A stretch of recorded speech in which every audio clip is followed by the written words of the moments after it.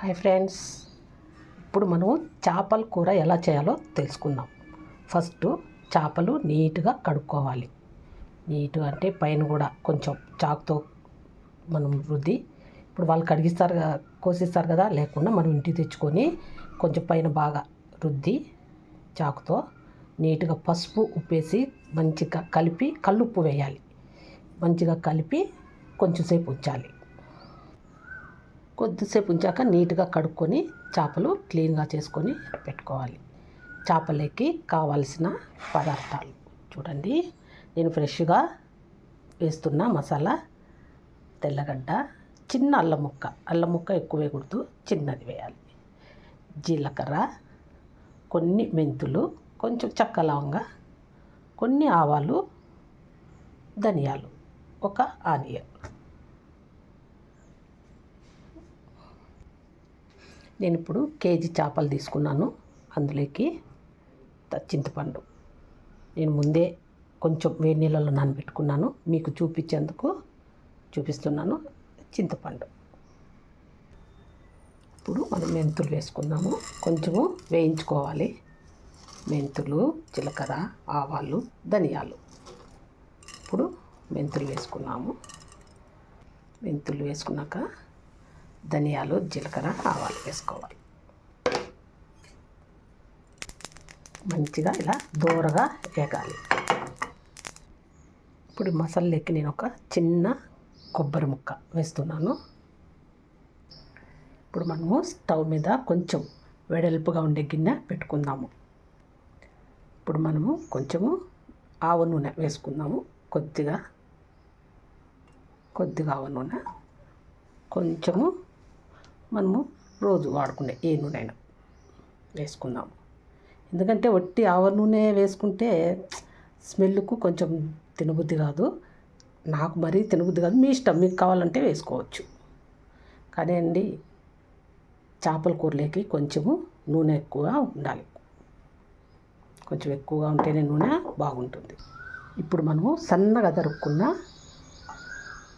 ఎర్రగడ్డ అంటే ఉల్లిపాయలు వేసుకున్నాము. పచ్చిమిర్చి,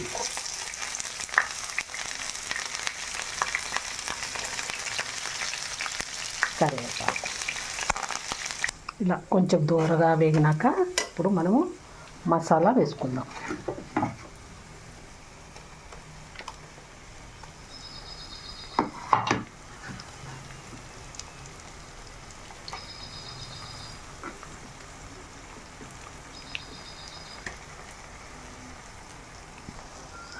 కారం పొడి వేసుకుందాం.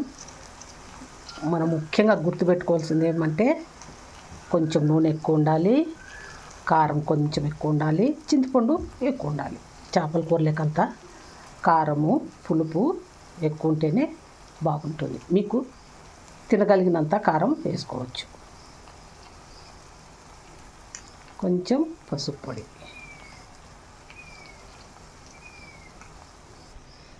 కారము పసుపు అన్నీ వేసుకున్నాక మంచిగా మసాలా బాగా వేగాలి. మంచి స్మెల్ వస్తుంది. మంచిగా వేగినాక మంచి స్మెల్ వస్తుంది. అంతవరకు వేయించాలి.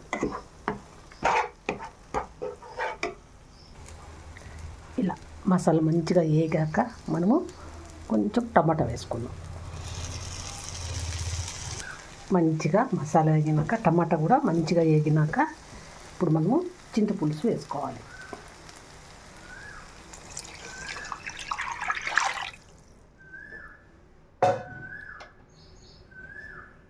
చింతపులుసు వేసుకొని బాగా కలుపుకోవాలి. ఇప్పుడు తగినంత ఉప్పు వేసుకోవాలి.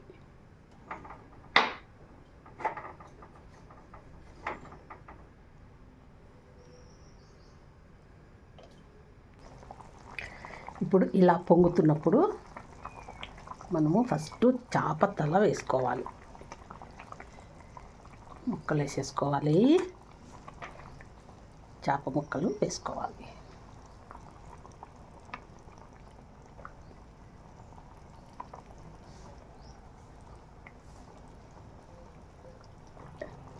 ఇలా చేప ముక్కలు వేసుకోవాలి.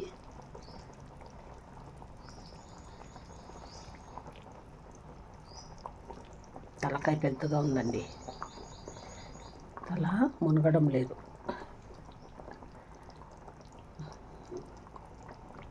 చూడండి, చేపల కూర రెడీ.